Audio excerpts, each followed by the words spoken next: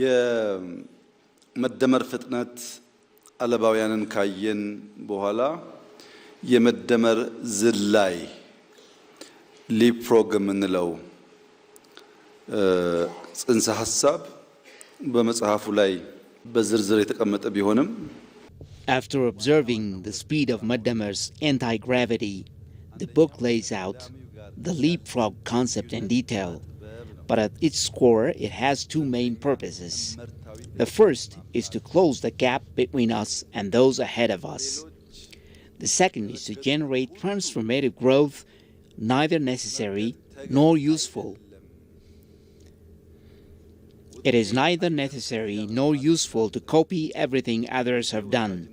We look at results, and from there we learn. Time must become a tool for winning, proof that we can overcome the test of backwardness. We must learn from the successes and failures of others, both inside and outside the country. But following every footstep blindly will not make us effective. This Maddamar style slope of transition is about covering what we already have into results, moving from one level to the next, moving forward and scaling up. One part is transforming existing capacities into outcomes. Another is creating new capacities, branching into new fields, and overcoming the friction that comes with sectoral transition, identifying new developmental capacities, creating new market opportunities, upgrading our existing abilities, expanding globally, strengthening structural transformation, and using knowledge as a productive asset. Where a challenge contains even a small crack of opportunity, we must be able to turn that challenge into an opening, a chance. For example, when COVID-19 struck, many predicted Africa would collapse, that we would be devastated. But we did not. We did not collapse. We adapted. We did not turn the ground into a battlefield. We faced the situation with discipline and continued working. During COVID, we sparked a mini revolution. It was during COVID that the Ethiopian Airlines became one of the world's most profitable and resilient carriers. Yes, there were challenges, but from those challenges, we found opportunity. We identified and seized the advantages hidden inside the crisis. Challenge should not crush us. They should push us forward. Challenge should not bind us, but propel us toward what we seek. In some situations, we must be willing to leap to reach our goals. Focusing on the slope requires developing a people-centered, generational ethic, a mindset grounded in human development and national pride. It requires dialogue, action, and political maturity. It requires becoming merchants of knowledge and producers of prosperity. As I said earlier, following every single step from A to Z may be simple, it will not get us to our destination fast enough. If someone walks from here to Adama, we will take just as long if we walk behind them step by step. But if we use a car, a bicycle, or any shortcut, we'll reach faster. Climbing the ladder of development, rung by rung coasts and resources. It has its place, but we do not have to copy everything. What the Maddamar slope requires is bridging the gap. Growth cannot come without a big jump or a leapfrog. This is the underlying message. What have we seen so far? First, we identified a starting point. Then we saw the seed. Then the idea, a bridge. Now the question is, where does the bridge take us? Why did we build it? The answer is toward dual prosperity. What is dual prosperity? Anyone who sees this image will understand horses naturally gallop. This is their instinct. But look carefully at the field they gallop in and the sunlight. There is a beauty there. a delight that goes beyond the ordinary gallop. Dual prosperity means that development is not only about money, it integrates everything. It means creating a society where no one is educated but poor, and no one is wealthy but unskilled. It means making sure that the educated are not left behind economically, and the prosperous are not left behind in skills and knowledge. ሁሉን ነገር በውስጡ ያሟላ ማለት ነው። የበለጸገ ግን ያልሰለጠነ፣ የሰለጠነ ግን ያልበለጸገ ሰው እንዳይኖር ማለት ነው። የሰለጠነ ግን ያልበለጸገ፣ የበለጸገ ግን ያልሰለጠነ ሚስማች ማጥበብ ማለት ነው። ሁሉን ነገር ያሟላ እንዲሆን ማድረግ። በአንድ ወቅት አንድ የውጭ ቀጣሪ አንድ በስራ ልምድ ያላቸው ሸምገል ያሉ ሰውዬ ይቀጥራል። Let me illustrate. At one time, a foreign employer hired an older, highly experienced employee, hardworking, punctual, devoted, obedient, and humble at the same time. Now the employer grew very fond of him. But when returning home, the employer realized that the man could not write emails, did not know computers, and could not produce the reports required. Although he excelled at the core job, so he hired a young assistant to support him. You work and you assist him with email and anything digital. The young employee could draft an email within 10 minutes, very fast, fluent in English, comfortable with computers. But once he finished writing, he spent the rest of the day on WhatsApp and Facebook. When the employer left the office, the young man stopped working, yet he continued to receive his full salary. When big tasks appeared, he never stepped up. He disrespected work hours, played games during work time, and often browsed TikTok.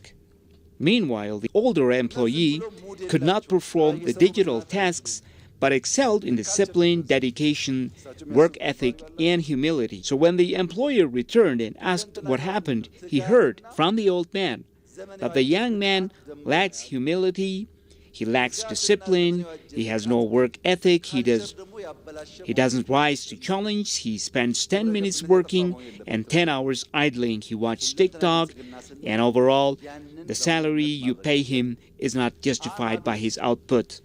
The young man, on the other hand, complained, now this older man is so slow, so outdated. When I send him funny TikTok pranks, he doesn't even laugh. He's too serious. He works, he doesn't know how to relax. This is a cultural gap. Each values something different. Dual prosperity means combining hard work with modern skills, discipline with technology, humility with innovation. So one does not progress while the other falls behind. The essence of Madamar is merging these values, closing the gap between effort and efficiency, between dedication and modern competency. Dual prosperity means we advance together, strength with knowledge, discipline with creativity, prosperity with skills, so that our development is whole, not lopsided. ጉዳዩ የገበያና የፕራይቬት ሴክተርና የመንግስት ሳይሆን የስርዓት ስብራት ነው ይላል። ሲስተሚክ ፌሊየር ነው ይላል። ለምሳሌ አብዮታዊ ዴሞክራሲ Thus, the Madamar perspective argues that the issue is not merely market failure, private sector failure, or government failure. It is systematic failure. For example, revolutionary democracy idealizes the pure political elite as selfless servants of the people, like cadres burning themselves to give light. Meanwhile, it portrays the private sector as the sole rent seeker.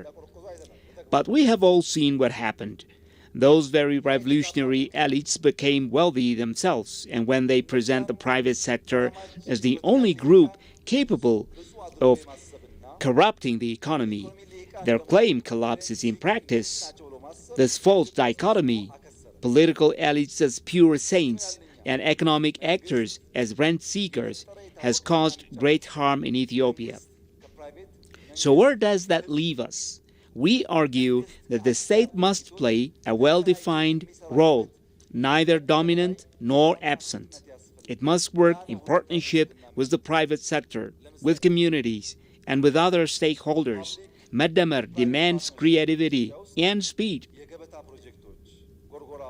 The kind of shared prosperity we seek requires collaboration, for example, public-private partnerships, triple peace. Projects like Gorgora demonstrate this. I am not exaggerating. In all my travels, I have not seen a resort with the quality and character of Gorgora. If anyone doubts it, they should simply go there and see for themselves. But who built Gorgora? It wasn't government alone or private investors alone. It was a public-private partnership. Collaboration made it possible. Take Wenchi. In just 3 months, 10,000 Saudi tourists visited. There wasn't even enough accommodation. They had to pitch tents. Imagine what will happen when we expand it. This too was achieved through partnership. The same is true of the Green Legacy Initiative.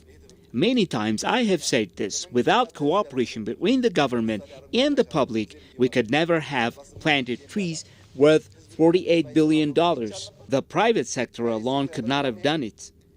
Government alone could not have done it. It was collective effort toward a shared goal. Or consider the redevelopment of Addis Ababa under joint ventures between the city and private investors. After these ventures began, land and public assets were combined with private capital under a 70-30 or a 60-40 arrangement. Today, at least 30% of new malls, hotels, restaurants, and other projects in Addis Ababa are built under such partnerships. This creates jobs on one hand and generates revenue on the other. That revenue, reinvested properly, can fuel yet more development. How was this achieved? Through collaboration between government and private sector, through the Maddamer approach that blends roles rather than isolating them. ማይኒንግ ሲባል ሶርሱ ኔቸር ነው። ማይኒንግ ከሶርስ የተቀዳ ሪሶርስ ነው። ብዙዎቻችን ሶርስን ሳናይ ሪሶርስ ከሪሶርስም የካፒታል Mining is a resource extracted from a source. The problem many of us have is that we look only at the resource without seeing the source. And even within the source, we recognize only the capital resource. Because we fail to look deeper, to probe, and to cultivate, we struggle to imagine the kind of development we want to create. What then does the idea of Maddamer, with all its conceptual depth and height, really mean? At its root, the word idea comes from to see. An idea is essentially a way of seeing. When a thought is shaped, refined, and transmitted as a pattern, it becomes imagination. Literally, the act of imagining, of forming an image. As I have often told you, our left mind and right mind have different functions. The left side deals with numbers, analysis, and language. It processes, understands, and speaks. But seeing through image is the work of the right side. Imagination lives in the right hemisphere. If we overuse the right and neglect the left, or overuse the left and neglect the right, we would not arrive at full clarity. We become unbalanced.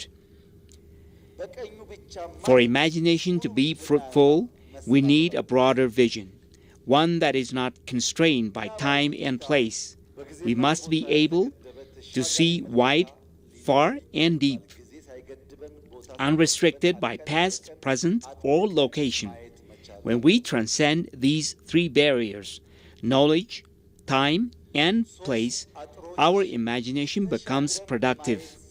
Without being trapped by limited knowledge, without being bounced by where we stand or what hour it is, we can think ahead and build today. Within the dimension of time, the only point where everything converges is today. Today is what presses on us. Yesterday can be known and studied, but it cannot be changed, and we cannot fully know it, because much of it is unwritten and unrecoverable. Tomorrow, on the other hand, is something we imagine, something we plan for, but we cannot define it completely, because it hasn't yet arrived. The only moment that belongs to you and me, what weighs on us, shapes us, and can be acted upon is today. When we use it well, to make a better tomorrow possible for our children, but that requires height of vision, depth of thought, breadth of understanding, and the courage to rise above difficulties. The second essential ingredient is the desire and capacity to act. Leadership must be rooted in truth and guided by integrity. Effort varies from person to person. Some work tirelessly and their results show. Others simply do not. But real work must be consistent and persistent. It must build from the start and keep building.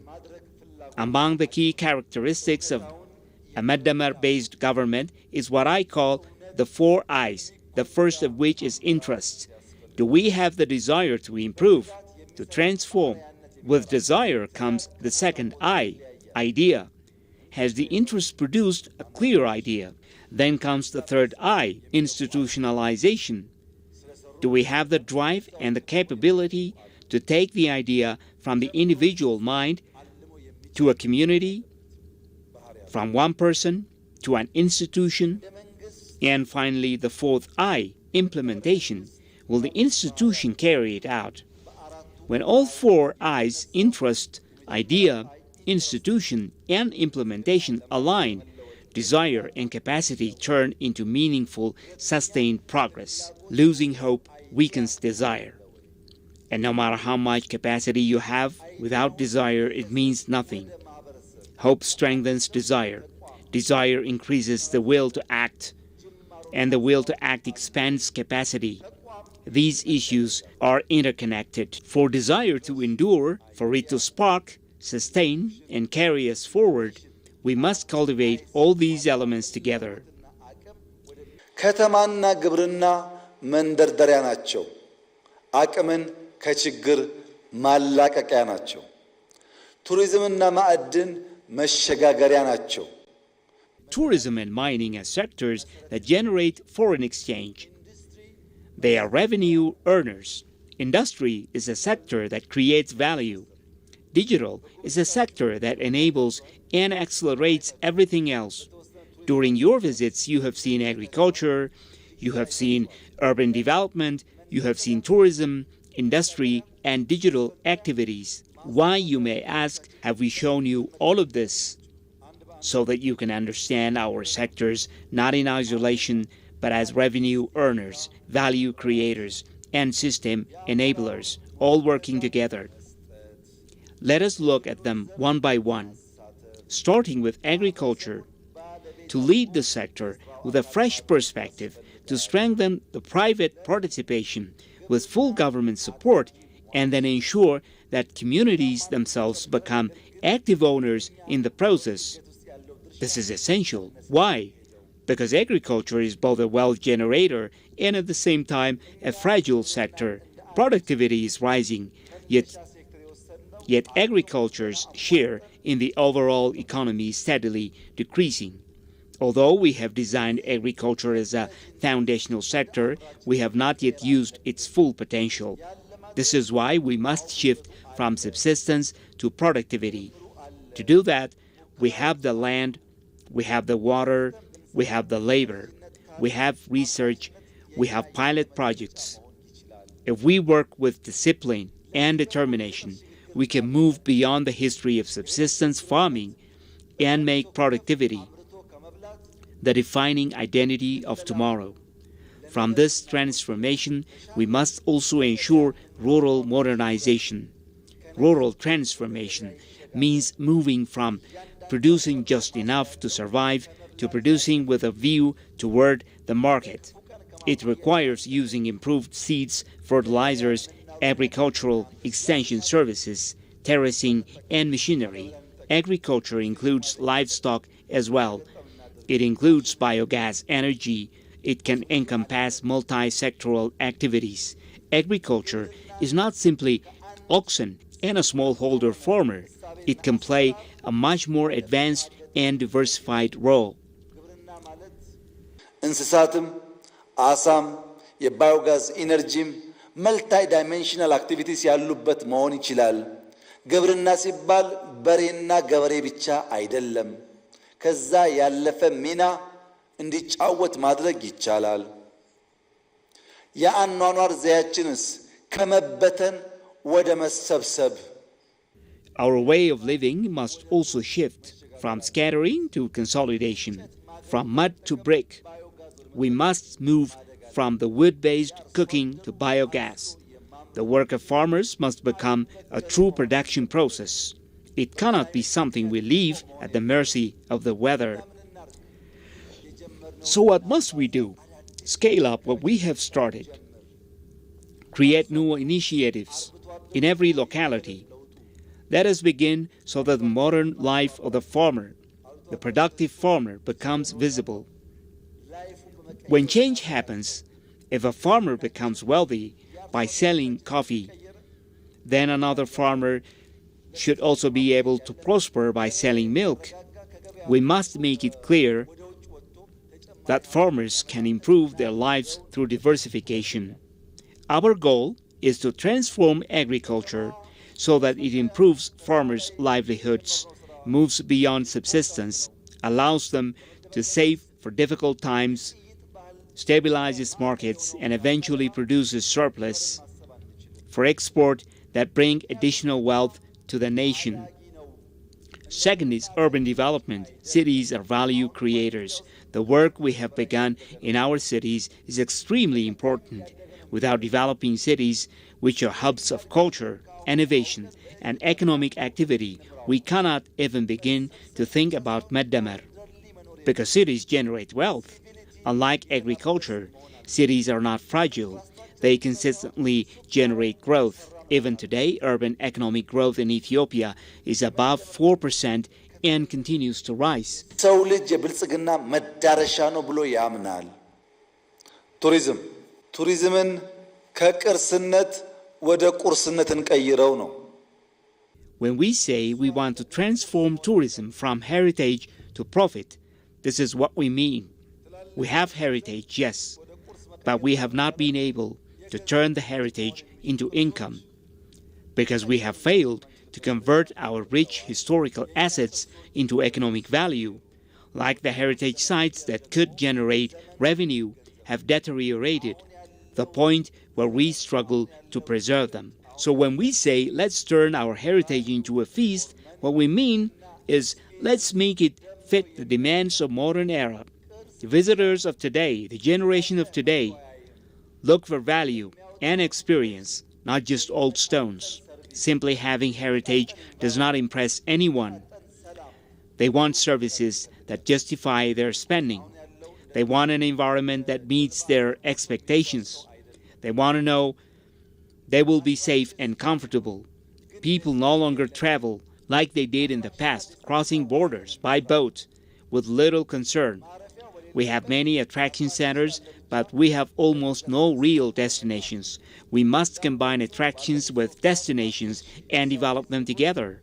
Having an attraction without a place to stay, not even a basic lodging facility, will not bring visitors in meaningful numbers. As I mentioned earlier, in the past 3 months, 10,000 Saudi visitors came to Wenchi. They did not come only because of the attraction. They came because we built a destination. Tourism requires both. And when we practice tourism, we must also think in terms of market targeting. We need to identify who is most likely to come, based on cost, habits, weather preferences, and tailor experiences for them. There is a tourist who prefers Wenchi, another who prefers Arba Minch, another for Jigjiga, another for Harar. We must distinguish these segments and build for each accordingly. Ethiopia has a vast range of tourism potentials. One of the biggest is gastronomy. In many countries, gastronomy has become a major tourist attraction. By gastronomy, we mean preparing local foods in ways that appeal to tourists. Far beyond that, involving them in the experience. For example, instead of serving plain injera with spices, we elevate injera. Instead of serving kitfo as usual, we let a chef prepare it through a small, curated tasting experience. ስቶሪ በጣም ኢምፖርታንት ነው። መጀመሪያ ካፓቢሊቲስ ያሉ Story is essential. It is absolutely important. Without story, even the most extraordinary treasure falls silent. First, we must identify the capabilities we already possess.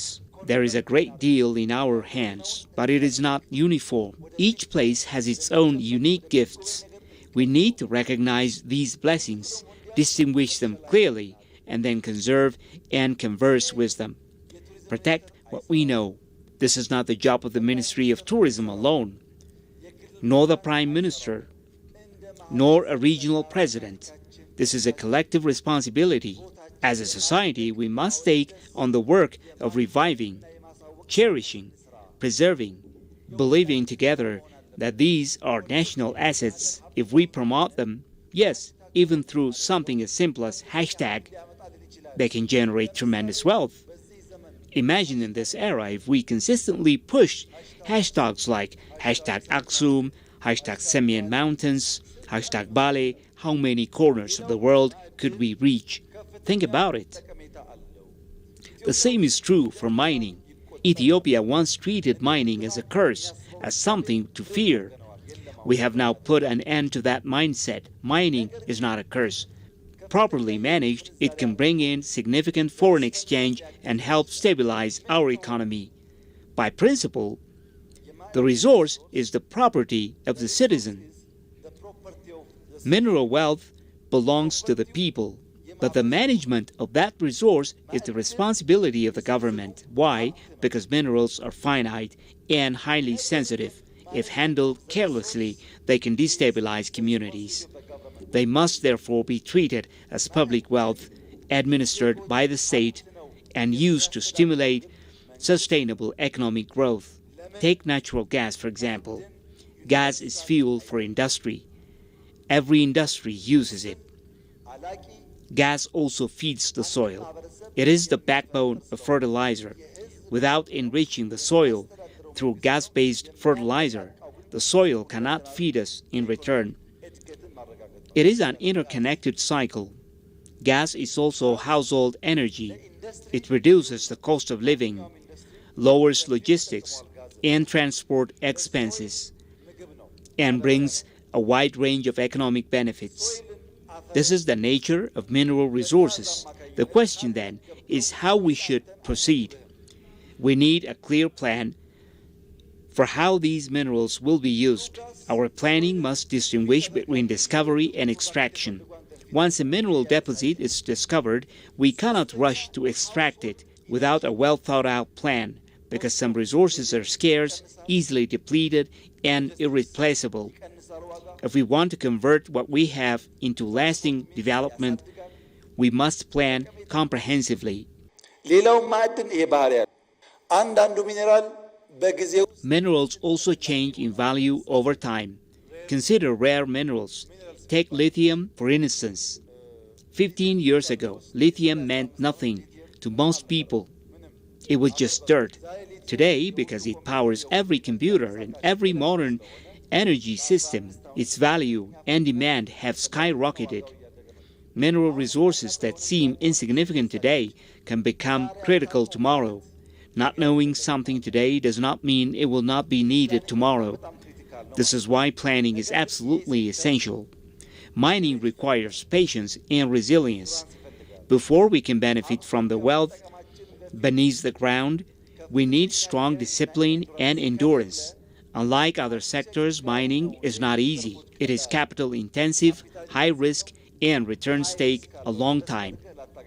You invest today, but you do not earn tomorrow. Only people with expertise, resources, and persistence can handle this sector properly. We may be end users today and not producers, but our children, when they begin to manufacture, will find these resources critical. We must approach mining with creativity, foresight, and solid planning. በጣም ክሪቲካል ነው የሚሆነው። ለዚያ ነገ ፈጠራን እንደሚያበረታታ ትልቅ ግብአት እንደሆነ አስበን ነው በእቅድና በእውቀት መጠቀም ያለብን። ለምሳሌ ወርቅ እንውሰድ። Take gold as another example. In 2021, Ethiopia earned $28 million from gold exports. Last year, our gold exports reached $3 billion. Imagine how dramatically our production capacity has grown in just a few years. Gas, fertilizers, metals, these tools will continue expanding. Ethiopia is not just a land of agriculture, it is also rich in gas and fertilizer potential. Once we begin tapping these resources, producing fertilizer, supplying gas for transport, generating energy, our country becomes a powerhouse. This will substantially reduce our need for foreign currency.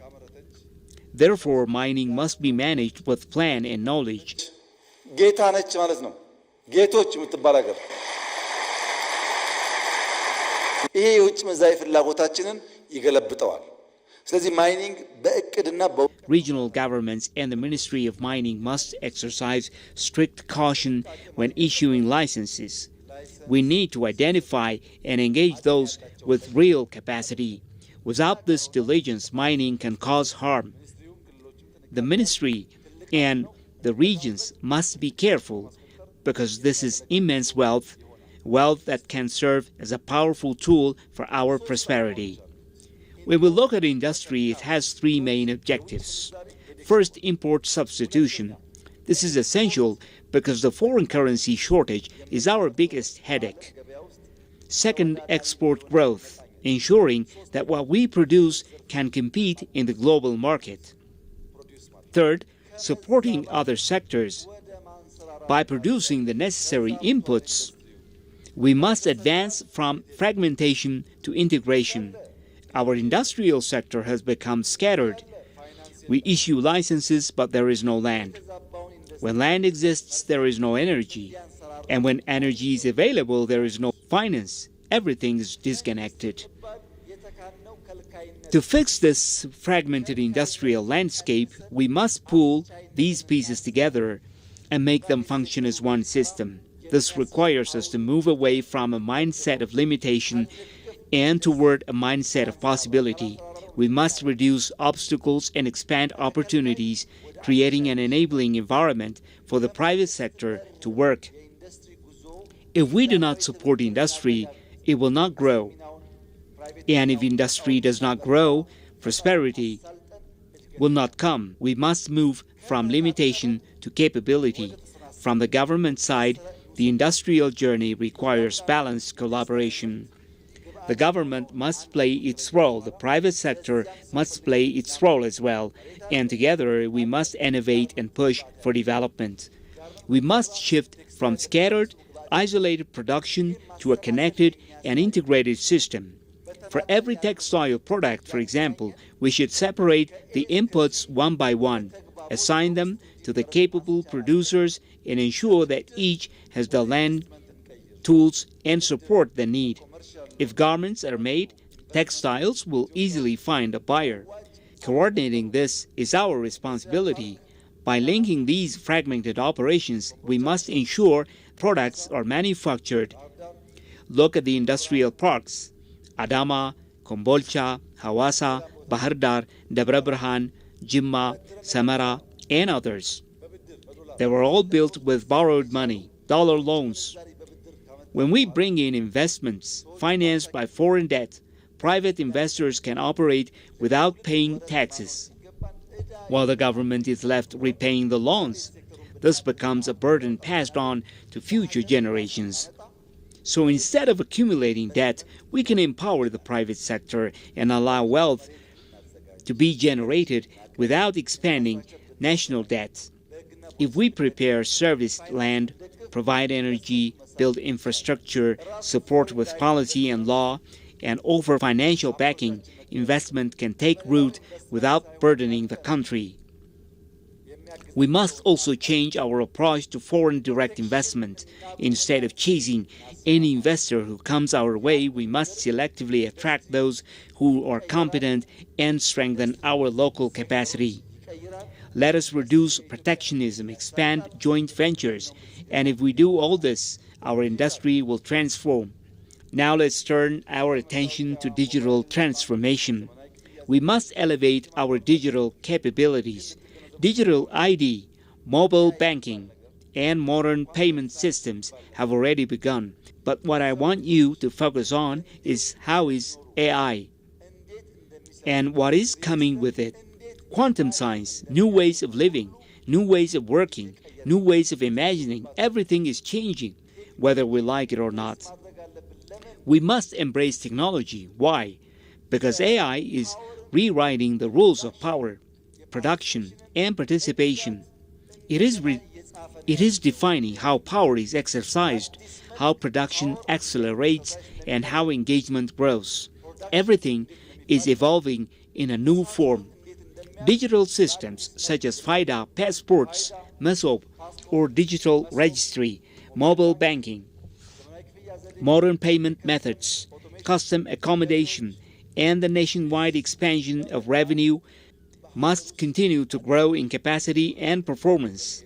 We have set the targets and measure them. How much of our tourism sector is using AI? How much of our finance sector uses AI? How much of agriculture has adopted AI? If we do not begin measuring these things, even if we claim to be preparing for the future, we will never get there. Technology must impress us, and we must embrace it. Across every sector, mining, industry, tourism, and beyond, it is technology that will deliver comprehensive prosperity. If we fail to work diligently and think effectively in this area, the prosperity we envision will remain out of reach. የመደመር መንግስት ታሪክን ከማውራት ይልቅ ታሪክን በመስራት ራሱን መግለጥ የሚሻ ነው። A Madamar government should describe itself not by telling stories about history, but by making history through action. A nation guided by strong ideas and a people committed to a progress can hold themselves like a candle, burning for the benefit of the next generation. This is the system that delivers real advancement. Madamar is an opportunity. Prosperity, however, is a victory. Madamar itself is not a victory. It is the chance to achieve one. Victory comes through effort and work. The idea of Madamar proves its worth only when it produces measurable results, and that requires dedication. When we discipline our thinking, align ideas with ideas, and practice thinking in a disciplined way, Madamar becomes fruitful. What is its principle? The governing principle of Madamar is a government that has shed the old mentality, aligned itself with prosperity, and works freely giving, freely opening opportunities. It is not about clinging to yesterday, but about cultivating tomorrow. Nothing is built by holding on to the past. What builds a nation and a generation is preparing for tomorrow and patiently nurturing it. The reason people who once surpassed us now come to us, people who used to look at us from afar but now see lined up at our doors, is because prosperity and wealth creation stirred from the principle of Madamar, adding value, not taking from people. Peace and prosperity are the fruits of the Madamar principle. Madamar means connecting ideas to ideas, people to people, and people to institutions, and through that connection, producing results. By doing this, we break the habit of idea poverty, and with the energy of a government built on Madamar, we can pull Ethiopia out of its old stagnation and move her forward. To do this requires leadership that is not constrained by past limits, but driven by vision and possibility. Leadership not for me alone, but for all of us. If we can achieve this, then in the next 6 years, without doubt, Ethiopia will enter a new chapter. Ethiopia will flourish. Nothing can stand in the way, because this is Ethiopia's era. And what must we do? First, we must secure sovereignty in every sense: state sovereignty, policy sovereignty, food sovereignty, and sovereignty of ideas, and build an Ethiopia where these are guaranteed. Second, we must scale up what we have begun: the rural corridors, the urban corridors, the dry season, irrigation, the cluster farming, mechanization, improved seeds, fruit cultivation, backyard farming. All these must be expanded and strengthened. Third, service. Citizens expect sincere, courteous, smile-filled service. They want service not chosen through favoritism or eye color, but provided fully, on merit, and with willingness. Leadership that lacks a spirit of service will struggle to secure prosperity and move a country forward. Fourth, we must ensure sustainability, ensuring that the gains we have achieved, the peace we have restored, do not unravel. Fifth, we must settle. We must create the enabling conditions for the next election, ensuring a stable and conducive environment.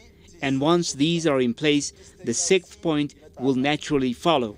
To anchor these, we must pursue key reduction goals. First, reduce the cost of living, bring inflation down to single digits, curb contraband, fix market distortions, and prevent urban poor from being exploited by middlemen. Bringing a stable country requires decisively reducing the cost of living and bringing inflation back to single digits.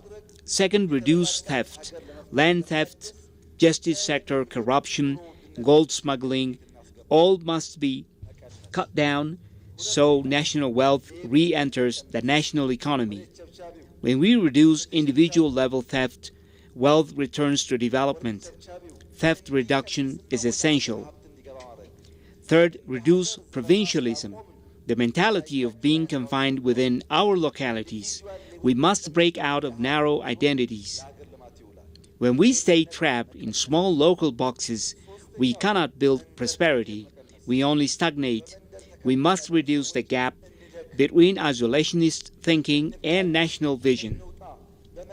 Fourth, reduce gatekeeping, unnecessary barriers and blockades that hinder service, progress, or opportunity.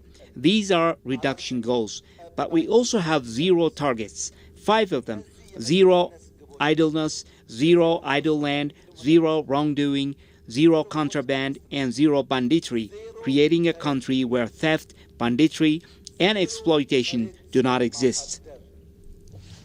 For Ethiopia's prosperity to take root, each Warada must commit to its own zero targets: zero idleness, zero unused land, zero disruptive actors, zero contraband, and zero criminality. When each Warada brings its numbers down to zero, it will help us lift Ethiopia. What are the key goals for ensuring double-digit growth and beyond? First, the bounty of the basket. This involves increasing the productivity of our eggs, poultry, and fish, especially in pastoralist areas. We must be able to double our current egg production. Without adequate protein and nutrition, we cannot raise a healthy, capable generation. A generation that grows up malnourished cannot build prosperity. The expansion of cluster farming is essential. Even now, these efforts remain insufficient. Agriculture offices and regional presidents must recognize that cluster farming work has not yet been done adequately. At a minimum, cluster farming should achieve double-digit growth because it directly increases productivity. Second, the summer crops.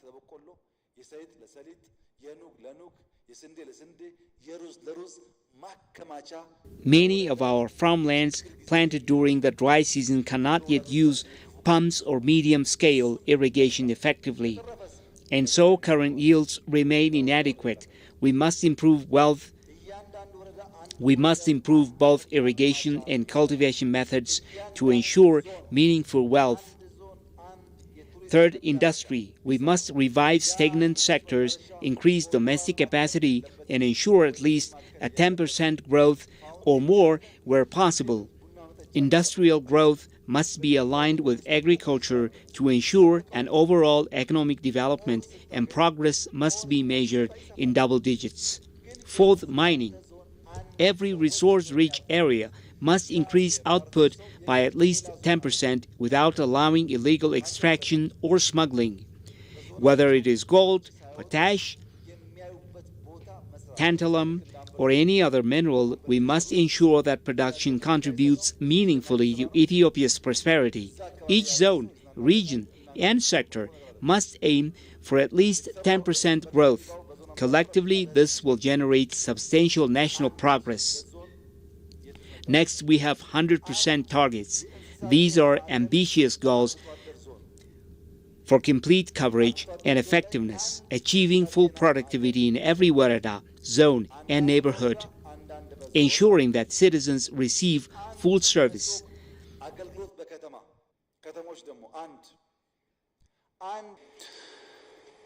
አራተኛ የገበታ ለትውልድ ፕሮጀክቶች 100% ተጠናቀው ሰርቪስ ፕሮቫይድ ማድረግ አለባቸው።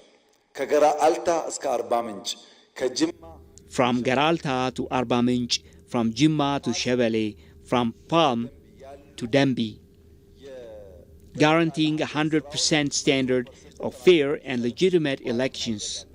A system that assumes peace means no election cannot deliver prosperity. Every warada, zone, and region must assess itself rigorously, ensuring democratic legitimacy and full participation of all forces in society.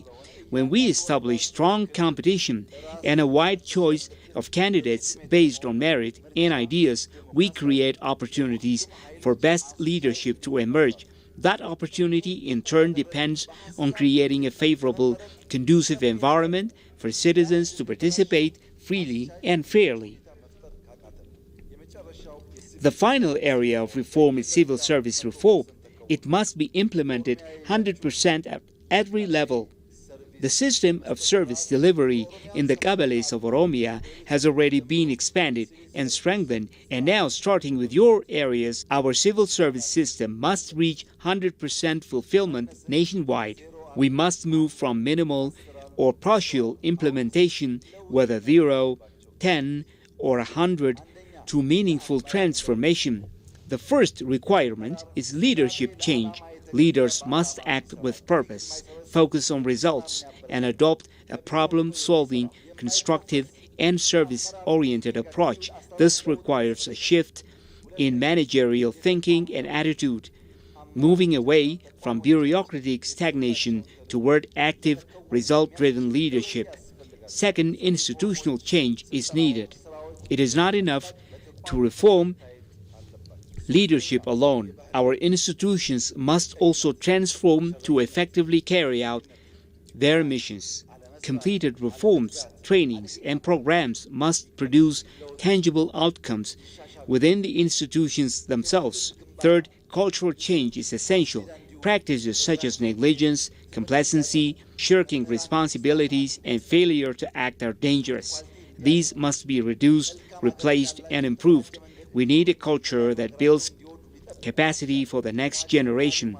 Children should be encouraged to play, walk, and learn actively.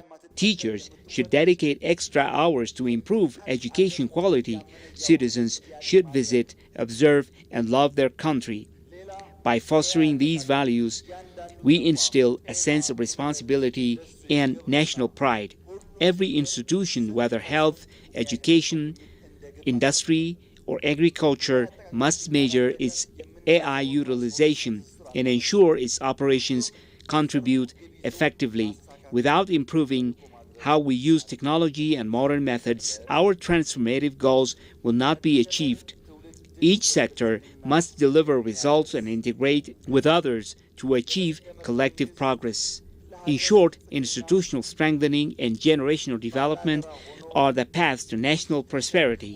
A government that organizes, bears responsibility, and preserves can overcome challenges. Leadership carries great responsibility.